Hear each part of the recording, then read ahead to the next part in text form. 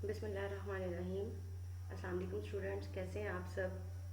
बेटा fourth year, जैसे कि आपको पता है कि हम लोग ऑनलाइन क्लासेस लेकर चल रहे हैं क्योंकि ट्रेडिशनल जो लेक्चर मेथड है उसको कंटिन्यू नहीं किया जा पा रहा। ऑनलाइन 1-to-1 सेशन जो है उसके थ्रू भी नहीं मैनेज हो पा रहा, तो हमने ये तरीका जो है अडॉप्ट किया है लेक्चर्स कंडक्ट करने का। ठीक है, अच्छा जी, चैप्टर 1 एजुकेशन का हम ख़त्म कर चुके हैं और हमारा ये सेकंड चैप्टर है जो आज से स्टार्ट हो रहा है। ठीक है, एजुकेशन क्लास फोर्थ ईयर।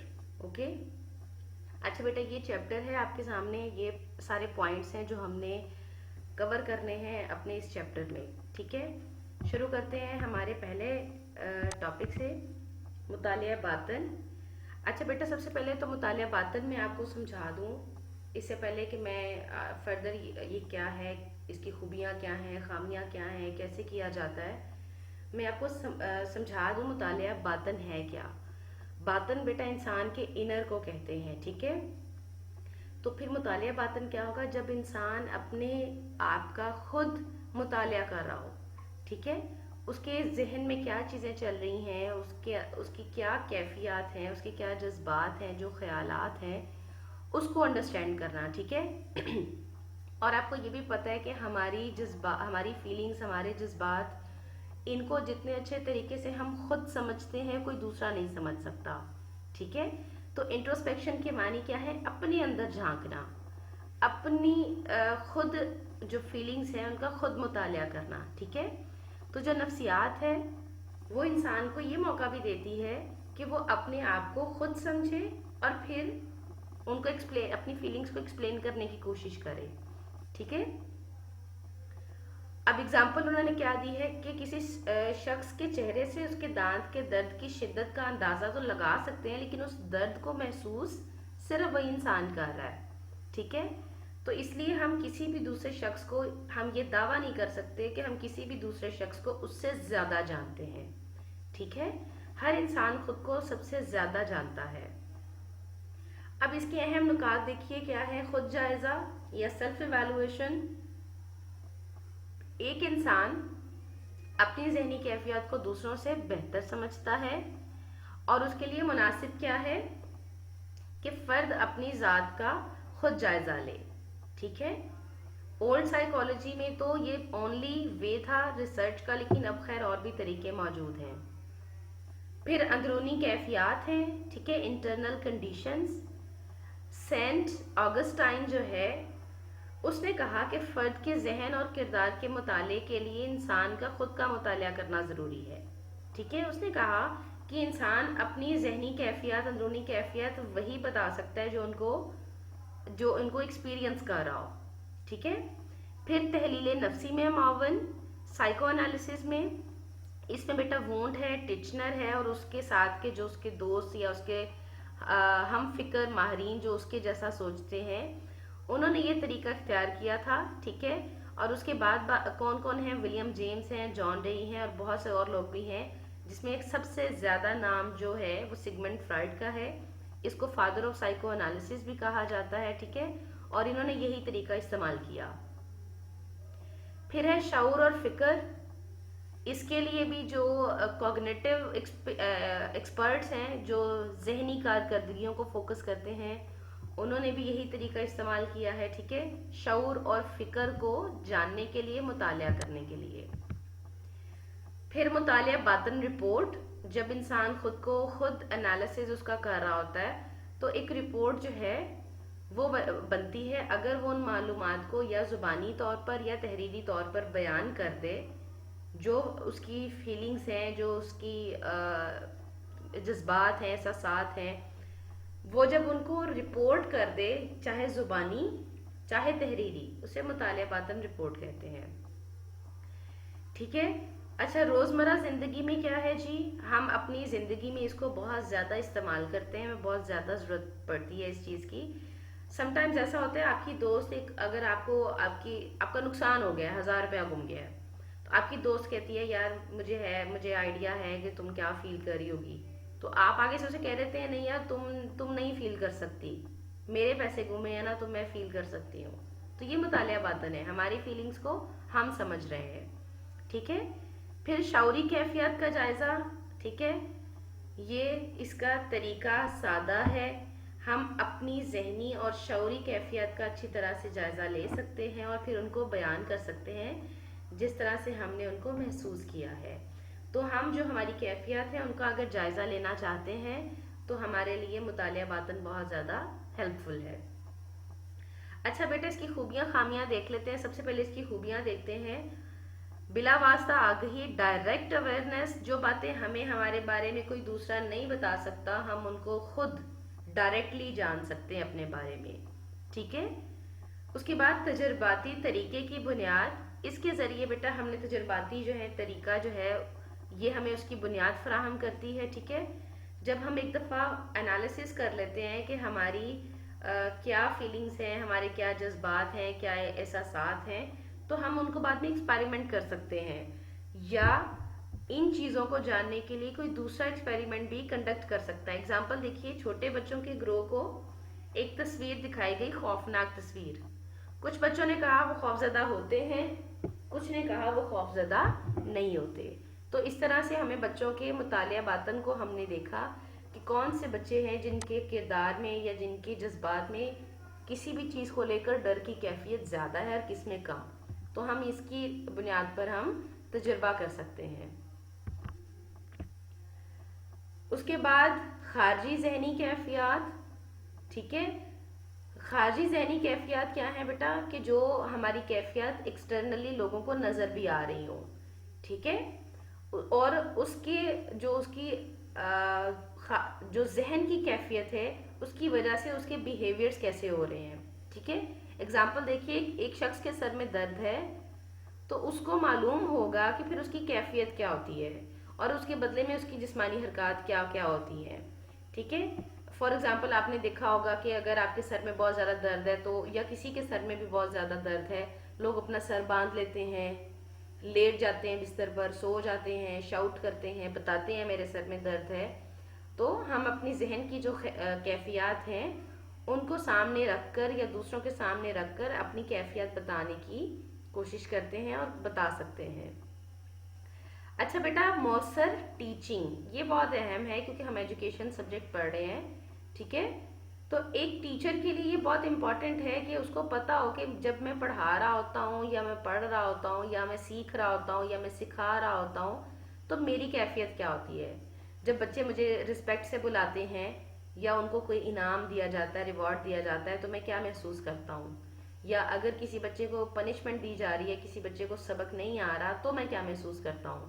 جب ایک ٹیچر یہ جان لیتا ہے، اپنا مطالعہ باطن کر لیتا ہے، تو پھر وہ اپنی فیلنگز کو کنٹرول کر سکتا ہے، اپنی ٹیچنگ کو موڈیفائی کر سکتا ہے، ٹھیک ہے۔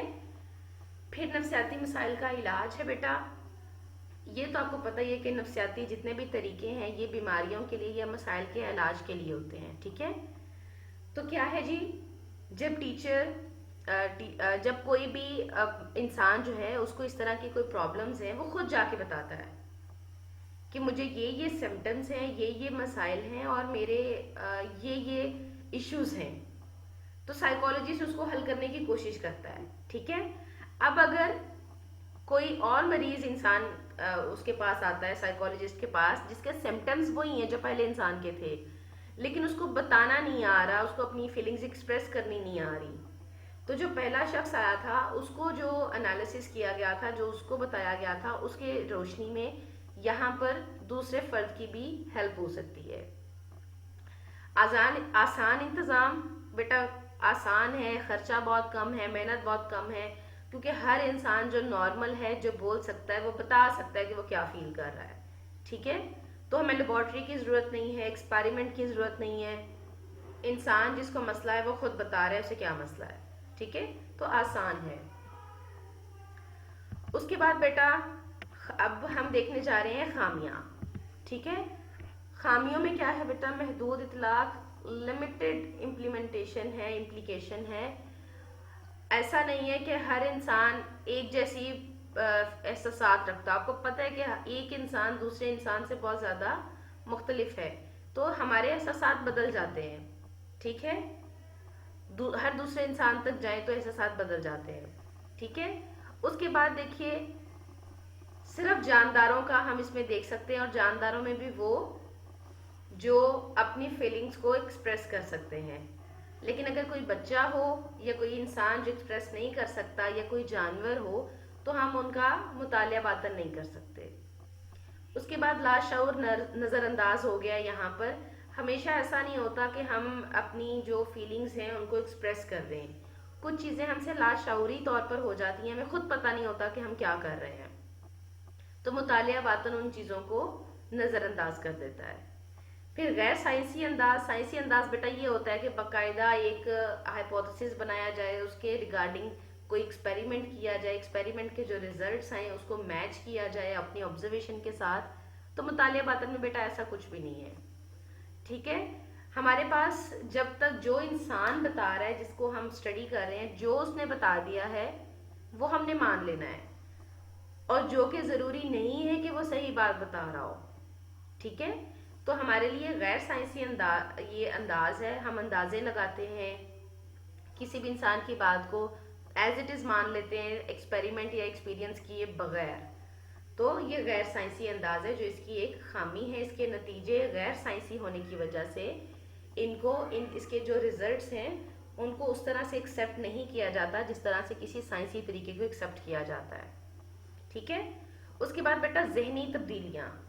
इंसान बेटा हर दूसरे लम्हे बदल जाता है, तो जब इंसान की जहनी कैफियत बदल जाती है तो जो बात उसने 10 मिनट पहले बताई थी उसका तो कोई फ़ायदा ही नहीं हुआ, और उसका तो कोई जो है मज़ीद काम भी नहीं रह गया, ठीक है। अगर इंसान ने गुस्से में कोई बात की और बाद में उसका गुस्सा उतर गया तो वो अपनी बात से खुद ही मुकर जाएगा, ठीक है। तो मुतालिया बातन में जो जहनी तब्दीलियाँ हैं वो बहुत ज़्यादा इसका ड्रॉबैक है, इसकी खामी है कि हम इंसान की बात पर उस तरह से यकीन नहीं कर सकते कि उसने कितनी बात कितने फीसद ठीक कही है, ठीक है। उसके बाद मुनक़सिम ज़हन या तकसीम हुआ ज़हन। मुराद इंसान का अपने जहन को जानना है, ठीक है, लेकिन जहन की ज़रूरत है, और इंसान का जहन एक वक्त में दो काम नहीं कर सकता कि वो खुद को खुद ही मुशाहिदा भी कर रहा है और दूसरों को भी उसका जो है एक्सप्लेन कर रहा है, ठीक है। तो इंसान का जहन दो हिस्सों में तकसीम हो जाता है। एक हिस्सा खुद का खुद मुशाहिदा कर रहा होता है और एक हिस्सा दूसरों के सामने होता है जिसको लोग मुशाहिदा जिसका कर रहे होते हैं। तो ये खामी है मुतालिया बातन की, ठीक है।